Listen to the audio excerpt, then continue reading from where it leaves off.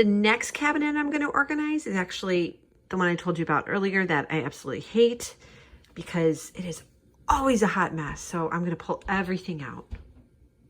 Okay, it is all cleaned out and you can see it's pretty deep. I want to say it's like probably 20 inches deep, maybe 22. Not quite 2 feet. Give it a quick spray down and also do the door. And give it a wipe down too.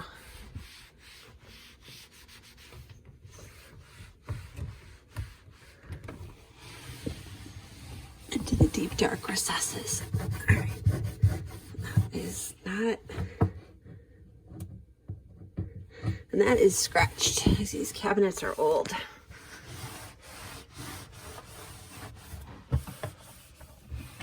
All right, I'm not gonna spend too much time because honestly I never get into this cabinet, so it's probably not that dirty to be honest with you.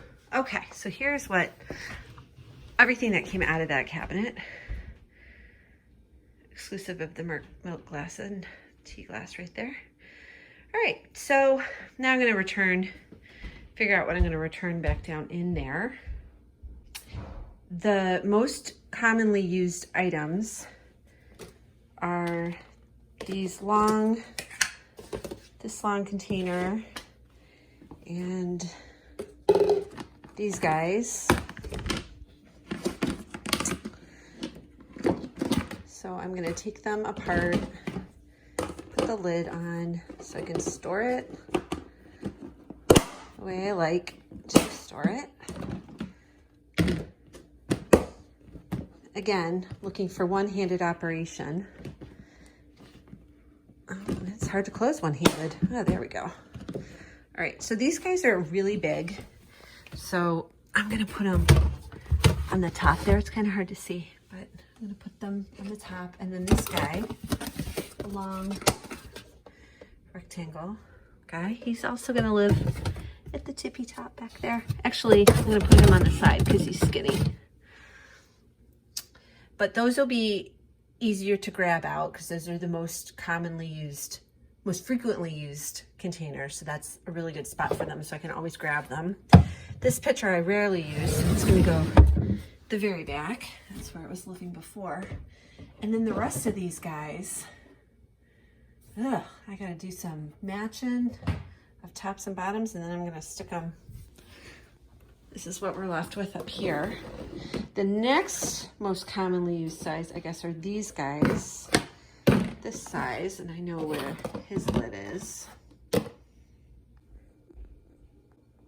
Once I put those big containers back in here, or back in the cabinet, along with that kind of stuff, this is what I'm left with. And I went ahead and matched up all of the tops and the bottoms. You'll see there's one container that doesn't have a top there.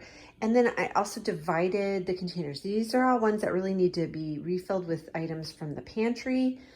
These little guys, I don't remember why I bought these. I think they were just kind of cute with the little gumdrops. I think they were a Target after Christmas impulse purchase. I don't know, but I'm gonna relocate these because I didn't even remember I had them, and I think they're good for like little snacks and that kind of stuff.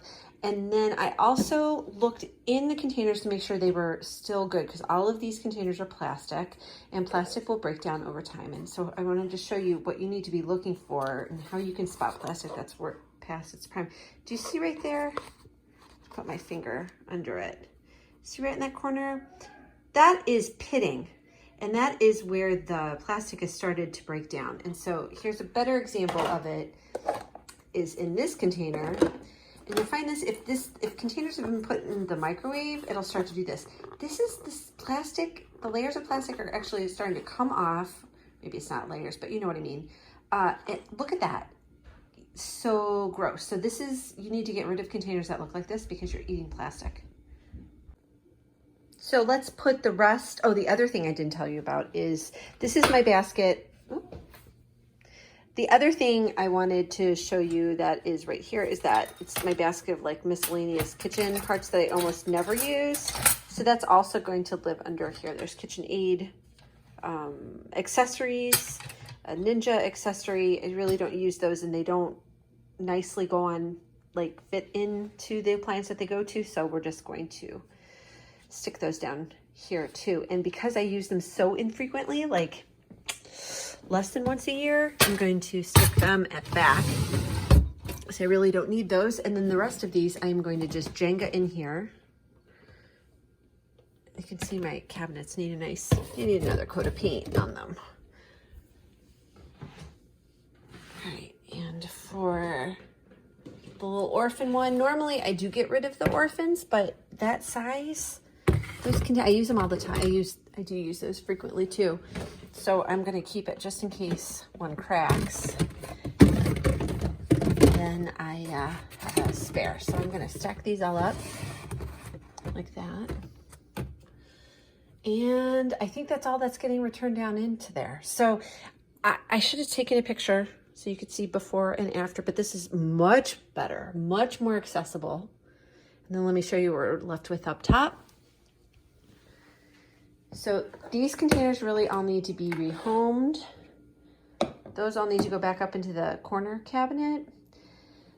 This lid, I need to find what that goes to. I think it's a glass bowl. And this is an extra lid for a lunch container that my children almost never use anymore because they're now buying their lunches at school. So I'll probably do that cabinet next. So there you go, from complete mess to this bliss.